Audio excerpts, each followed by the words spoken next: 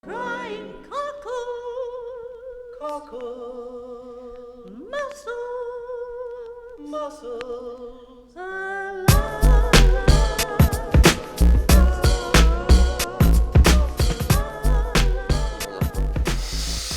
Okay, so basically, in rally, suspension is probably one of, if not the most important parts of a car, at least in terms of performance. In our 1999 Impreza, the stock suspension was not nearly sturdy enough to actually be able to take any of the punishment that we were giving it. So we swapped out from the stock suspension, which we snapped one of the struts in half, to very used and very well abused K-Sport gravel coilovers. Now these are like a decent kind of entry-level coilover set. I decided it would be a good enough coilover setup for us to kind of like just get a hang of things and get used to stuff until we had enough funds to upgrade to something like this. These are Intrax coilovers. They're basically purpose-built for rally Subarus. Intrax coilovers are a really great like mid-level suspension. These are awesome because this is when you're starting to get into like the higher quality stuff. It's not nearly as good as like some other $10,000 set of coilovers that we could not afford yet, but they're going to be worlds of difference between the K-Sport used coilovers that we were running for 3 ARA events and multiple rally crosses. So we only got the 2-way adjustables just because basically we don't want to have too many things to adjust and then start adjusting things wrong. We're just getting into the coilovers that we can actually start adjusting. So we figured keep it simple. You can just look at the stanchions. I believe these are a 36 and we're moving all the way up to like a 52. So significantly bigger, as well as the top hats. You'll see like this one doesn't have any adjustability at all. The actual bushings in them are very pitted, have play, and are just overall pieces of crap, versus our Intrax coilovers have much nicer bearing inside.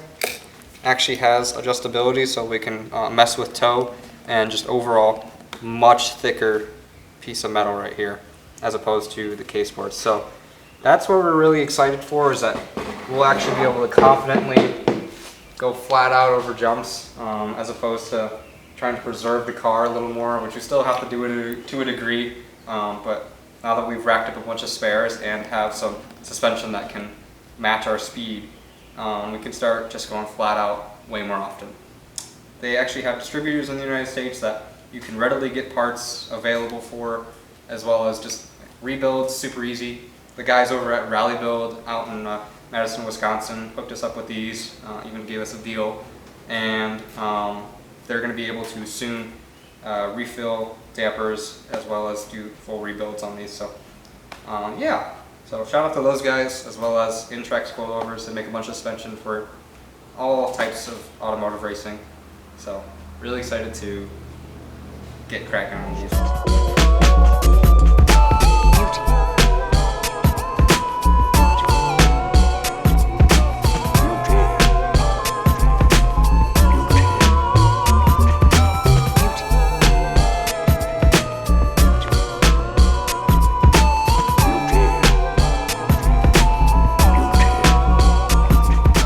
Cool.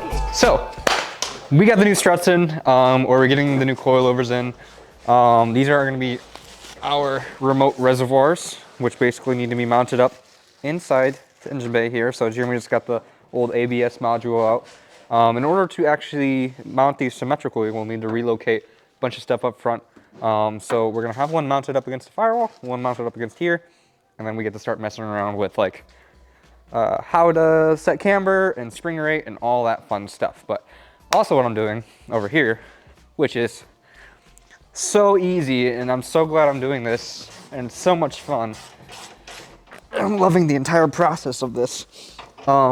Basically, at Southern Ohio Forest Rally, I had some issues with, if my belts were all the way tight, I couldn't quite push down the clutch pedal all the way and actually activate the clutch, so I ended up grinding gears every now and then. So, to counteract that, I want to bring the pedals back a little bit. And so what I actually did, instead of taking the entire pedal assembly out, I cut up some of these washers, made them into like a C, so that they sit down on the actual bolts for the mounting of like the whole clutch or the whole pedal assembly. And so it's essentially going to bring them back not too far, but I'm doing 2 washers to start, and then we'll mess around with it as we go. But yeah, so hopefully that helps. I'm also going to mess around with like if I can get the steering wheel any farther forward without removing the quick release mechanism. And if not, we'll kind of have to figure it out from there. But yeah, just kind of got to move either this back or that forward, because I'm built like a monkey. Got long arms and short legs. So yeah, that's that.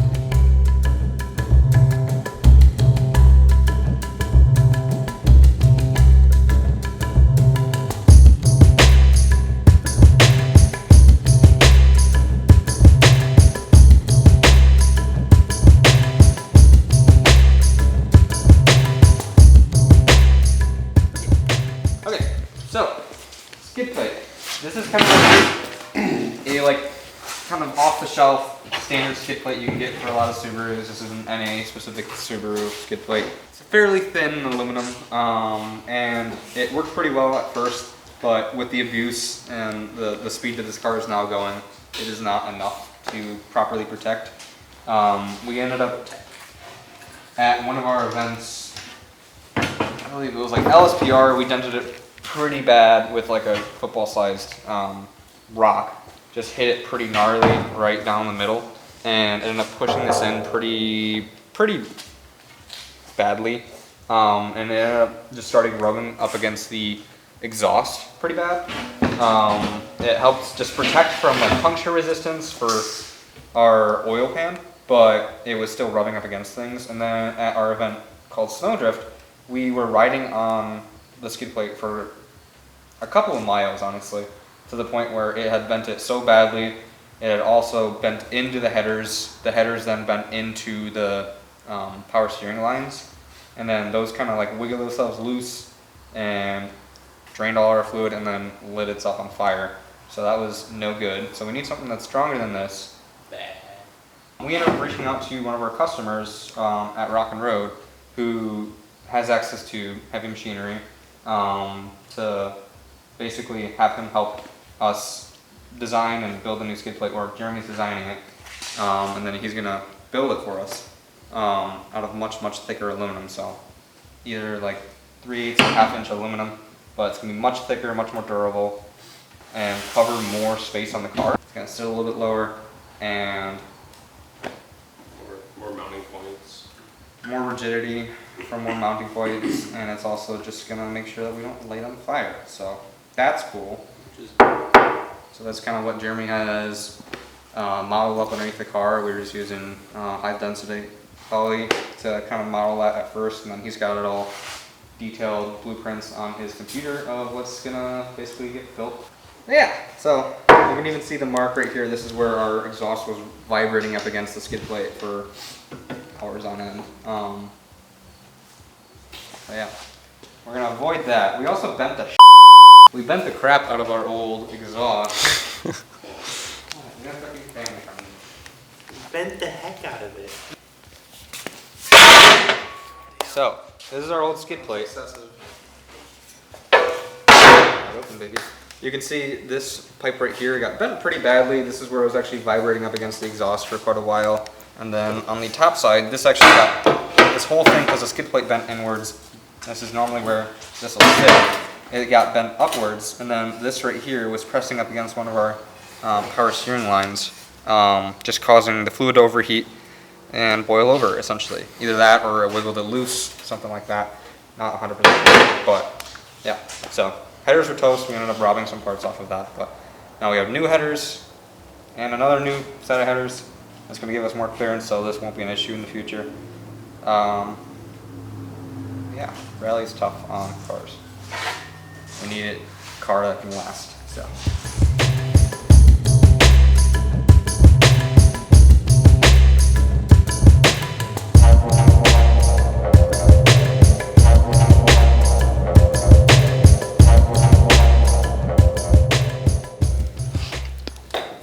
So this is where differential looks like normally. So this is a non-limited slip or a viscous limited slip differential. Basically, all you really need to know is that the transmission is sending power down a drive shaft. That drive shaft connects to this thing right here. This thing spins, duh. And then this will connect right to here. And as this is spinning, it'll turn this. From there, that turns to this. And so this will start to spin. And from there, it has gears inside. These are called spider gears, question mark. And it basically allows your wheels to have different wheel speeds, which is really great for regular cars. Not as good for speed go fast race cars. So we ordered what's called a limited slip differential. That makes it so both the wheels are going to be turning with each other nicely. That helps distribute power more evenly and more predictable, so you don't have like wheels spinning where you don't want them to, and you have it more consistent. So kind of like the biggest thing with race cars is you want it to be consistent. You want to know what it's going to do when you do a certain thing. Yeah, so basically it's going to make our car go way faster and get stuck less and put down power more evenly. So that's what we're installing. We had a housing, it ended up breaking that we were going to put it in, so we're going to put it in our current differential housing, which is this guy right here. This already has an LSD in it, but it's not as good. So we're going to take this apart and see what the insides look like.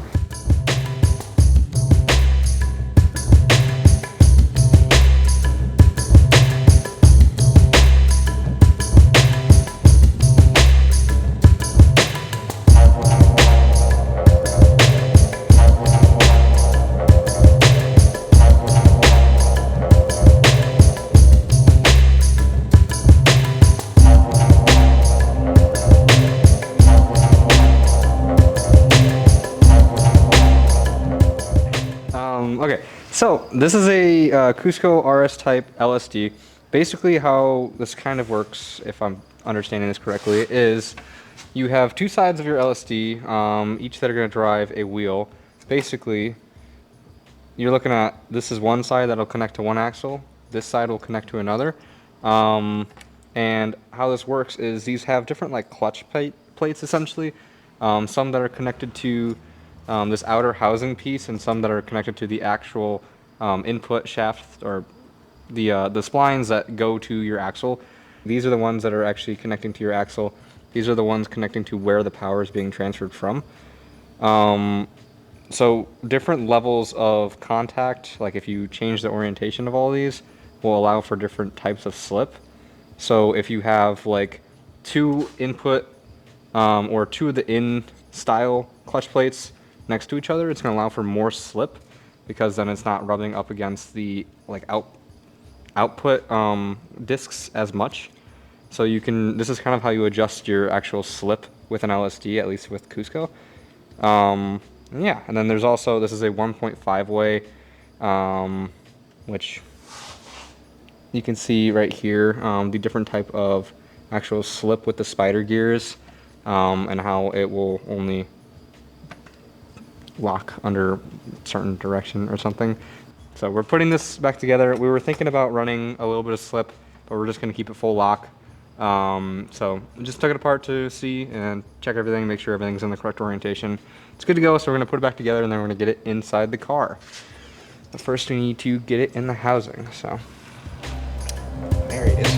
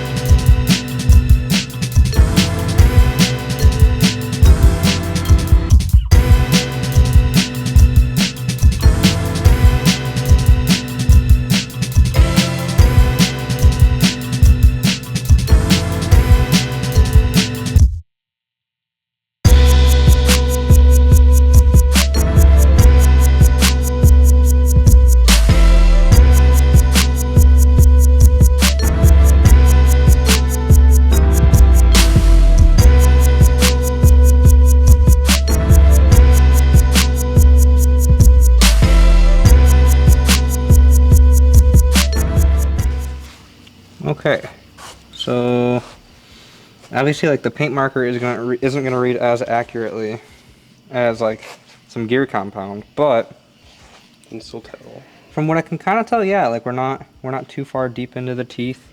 We should actually look up and see what different things mean, but for the most part, I'm seeing a lot of contact about 1/3 through Here the you teeth. go, sir. Take this. He's got the fur. Show the chart to the camera. Kind of cool. So this is for an R160 diff, the actual chart. So it gives you like different patterns basically, and it'll tell you what each of those patterns mean. So like if it's right in the middle, correct tooth contact. Honestly, that looks about what we're at. Kind of like it's not too high, not too low. Surface may cause rubbing if it's too low. Clippings at the ends may cause chipping at the heel ends. Honestly, I am seeing a lot of like right in the center, at least on these two. It does look like it's getting a little close to the inside, but I think underneath load, it's supposedly supposed to bring it out a little bit more. So I don't think what we're saying is bad, but it appears to be making pretty good contact in the middle of the teeth, kind of where you want it, at least from what we can tell. So we're gonna plug this diff up, get in the car, and start the break-in process. But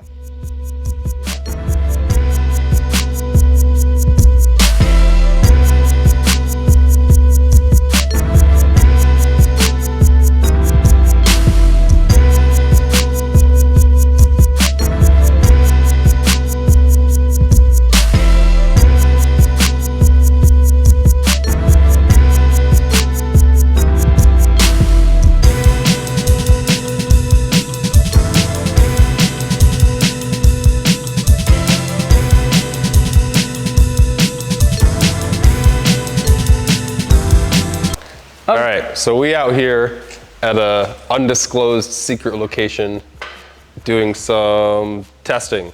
So got our new Intrax suspension on the car, got a new Cusco rear diff. So we're primarily testing those things. Also testing to see if we've fixed our like fuel cut issue or kind of bogging issue. A few other things on the agenda, kind of messing with like suspension geometries and stuff like that. So it was kind of our first time doing that, which is cool. so we've got our new suspension in. Jeremy kind of mentioned that. So we're gonna see how that kind of acts and then make adjustments based on that. We also have different, like Jeremy was saying, geometry things we can change. So flip chips in the rear, we can actually mess with the camber a lot, both front and rear for different reasons. But yeah, we're overall just testing to see how the suspension feels, how the diff feels, and making sure that we know it's gonna do B when we do A. So yeah. We got a pretty cool setup here. We're stoked. We've got a roughly mile and quarter section of gravel road we can test. It's got some fast corners, some tight corners, some straight sections, some kind of compressions. So not a long section of road, but it's got a little bit of everything, which is pretty perfect. So we're excited to test kind of various aspects of the car and setup and stuff. And really just kind of get it as dialed as possible for LSPR, because we're trying to do well and go fast. Yep. So, and hopefully podium an event. That's the ultimate goal. So Yeah. So making sure we're ready, make sure the car's ready. LSPR is quickly approaching. We've got less than 6 weeks left now before we can really get the car dialed in, because yeah, we do really want a podium, like Jeremy was saying. So that's what today is. Break some stuff, fix it, make it go faster, and see how the car reacts. So. Yep.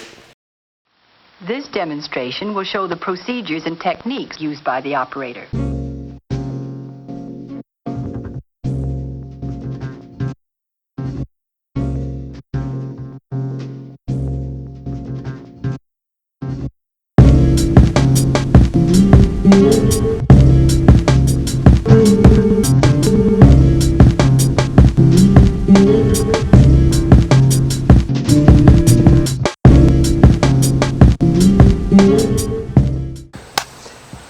Also, First, like.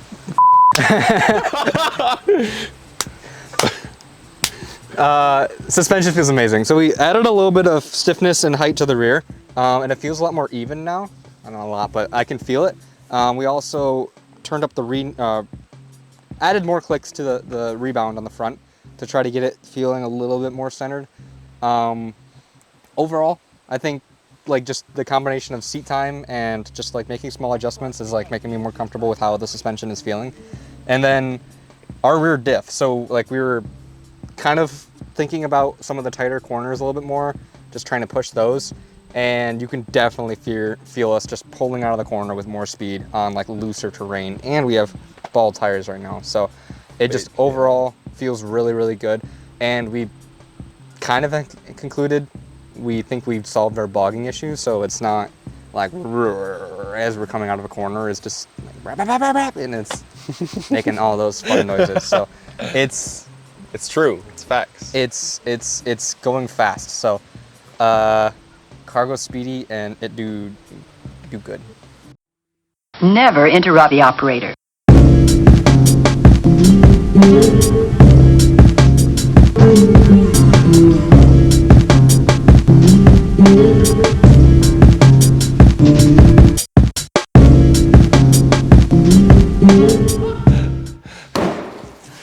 To conclude, Intrax, amazing suspension compared to our old K-Sports. Cusco LSD is awesome, definitely helps us put the power down, and overall the car is just feeling snappy, it's feeling fast, it's feeling predictable, so we can't wait to get to LSPR as our next upcoming event. That's going to be second week of October in Marquette. You can go watch it for free, super, super fun, or get out there and volunteer. But yeah, we'll be there, we'll be racing, and we'll see you there. These techniques and procedures will save circuit and equipment time, as well as make sure the operator accurately and rapidly sped on its way.